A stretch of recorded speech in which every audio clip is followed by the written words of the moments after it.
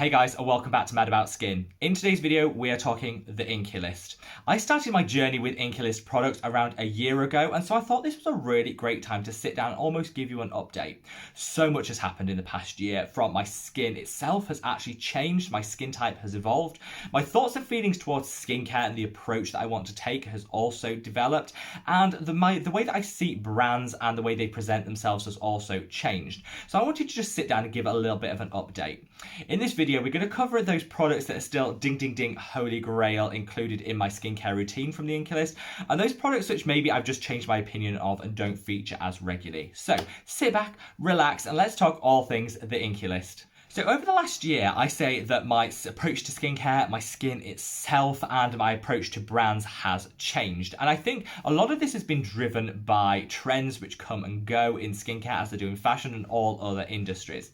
I was very fixated 18 months ago on single active ingredients. I loved like a buffet concoction where I take single active serums and mix and match as many as I needed for that day's skincare routine. Now I kind of look at things and want a little bit of simplicity and a little bit of ease. So I am gravitating more towards multi-action, multi-purpose formulations, which is something that I covered in a recent video, which I'll link up there. The Inkey List very much still have their single active ingredient focus, though they are starting to incorporate multi-actives in some of their products. In terms of my own skin, I feel that I'm less acneic and breakout prone than maybe I was 18 months ago, which is obviously a good thing for me and my skin confidence. But again, the types of products that I've used on a day-to-day basis have evolved over that time as that change has happened. Finally, the Inkey List have come in for quite a bit of flack and criticism in the last year. This is particularly directed towards their marketing department and the fact that they often badge products with, sexy, interesting and unique sounding ingredients, which then appear quite low down on the ingredient list, and so is more of a marketing ploy than actually an inclusion in the product in a meaningful sense. I don't necessarily agree with this, and it did at times make me reconsider the Inkey List and my approach to them as a brand. However, ultimately, I'm a great believer if a product works, and then that kind of is enough for me, in terms of what I'm looking for my skin, but it has in some ways impacted my view, and I'll come on to that a little bit later on in the video. So let's cut the waffle and talk first in the spirit of positivity about those holy grail ride or die Inkey List products that still remain in my day-to-day skincare routine. Well, I'm going to start off with cleansers. I actually love every single one of the Inkey List cleansers. Oh no, that's a lie. I don't like that micellar water and oil combination, like double cleansing one thing. I don't like that, but the other three cleansers they have, I love. The oat cleansing balm is what started my love affair with the Inkey List. This product is everything. I use it in the winter when my skin's a little bit drier. I tend not to use it in the summer, but that's not because it's a bad product for summer use. It's just my skin is hyper oily in summer, but this is my winter savior. I also love their salicylic acid wash, which is fantastic. That's my summer moisturizer, so I kind of alternate between the two. And it's one of the best salicylic acid cleansers on the market. It's affordable. You don't break the bank, but it also doesn't leave you stripped and dried like some of the other ones can, because it hasn't got a lot of harsh stripping ingredients in it.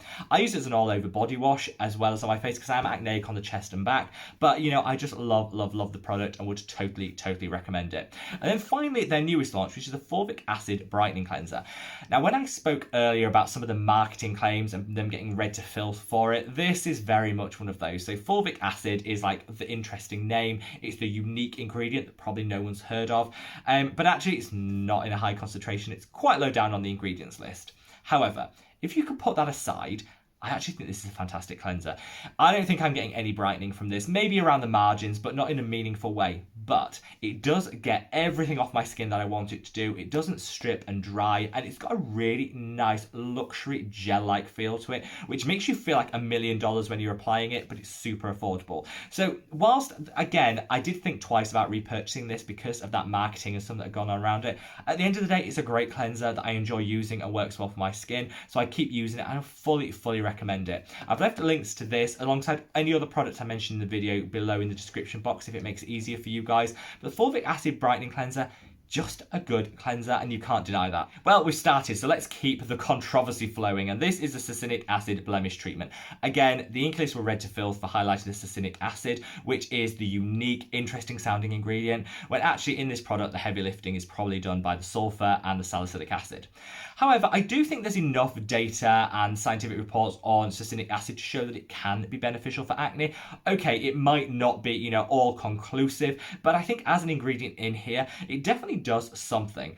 Honestly, there is no better spot treatment than this, and I absolutely adore it. Whether you agree that succinic acid should be highlighted on the front of the product or not, I think probably they should have called it sulfur, which is probably what is deriving the most benefit. You know what? It still works, and for the £6 price point, I reach for this little gem every single day when I get a new pimple, and it works wonders overnight to just take everything down and give you a much clearer complexion in the morning. So this is a favourite of mine. I don't think there's a better spot treatment out there. I don't think I'd be able to talk about the Inkey List without mentioning two of my cult favourites, which is the retinol, which is here, and also the Q10 serum. I love both of these because they're just staples I think people can include in their skincare routine, whatever their skin type. The super gentle retinol in here is encapsulated, so it can be used by even those with real sensitive skin. As long as you phase it in gently and follow the instructions, you can get some really great benefit. It's the perfect beginner retinol, and whilst I don't reach for it day to day because I have gone to stronger retinols because I'm looking for the added anti-aging benefit beyond what you'll get in this product, on those days where I'm feeling a little bit sensitive and like I don't want to use a full strength retinol, I'll still use this to get that vitamin A kick, but without all of the sensitivity that's associated. The perfect beginner retinol for anyone that's starting on that journey, or for people that think their skin's too sensitive to tolerate retinol. Honestly, you can get some great benefit from this. Similarly, with the Q10 serum, I think this is great for people that are new to antioxidants. It's not the most exciting antioxidant out there, but it does a really great job. It hydrates the skin as well as providing an antioxidant protection, and it's affordable. So for people that are looking to maybe start that antioxidant journey, I don't think there's a better product than with the Inkey List Q10, because you'll see great benefits, you're protecting the skin from oxidative stress, and it's like £5 for including it in your skincare routine.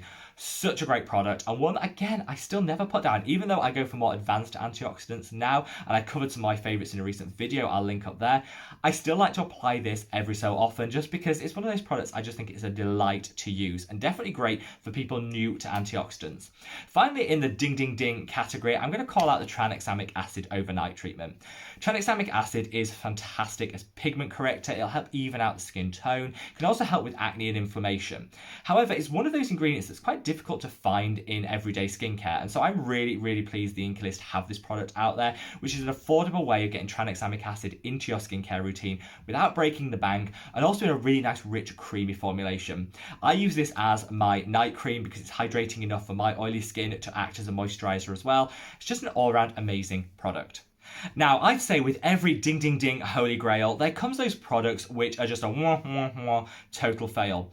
Whilst not all products from the Inkey List worked for me originally, there are some products which I've just stopped using. I'll explain the reasons as we go through, but these are the products that I no longer reach for from the Inkey List. First of all, I'm going to call out their moisturisers. All their moisturisers collection just didn't do it for me. I think they're good, but they're not like amazing. If you look at their peptide moisturiser, it's a nice moisturiser, but it does just have one peptide in, quite low on the ingredients list. So again, I get my peptides elsewhere. I don't feel I need to pay extra for one peptide included in a moisturiser. So that's a product that I don't reach for anymore, but is a really nice moisturiser for anyone that's new to peptides. It just isn't something that I continue to use.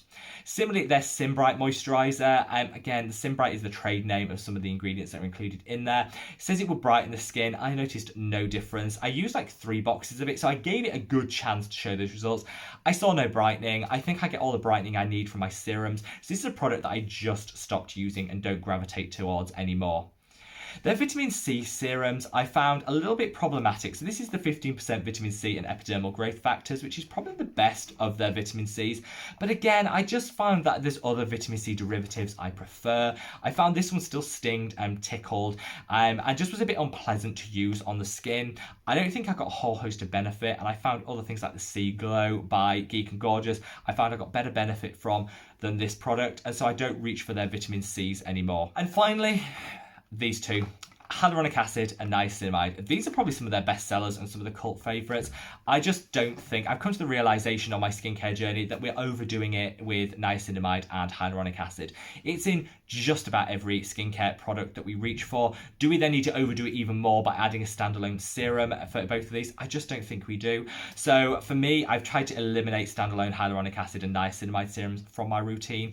These were fine. I just don't feel that we need them, and I don't think we need them from the Inkey List or any other brand out there. I think we get our fix of both of these ingredients from our standard day-to-day skincare routine because they're in just about every single skincare product.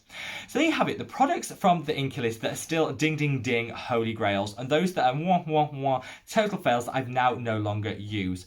I think the Inkey List has come in for a little bit of criticism and flack in the last year over some of the ways they choose to market their products, and I think a lot of that is absolutely justified. However, whilst there is something that sits in the back of my mind, I still think a lot of their products are really good and work well for my skin, and that is something that I do find really important. You know, we have to trust the brands, absolutely, but similarly, we have to be reaching for products that work for our skin and our skin concerns, and so I think it's a personal decision whether you want to continue to purchase and support from a brand.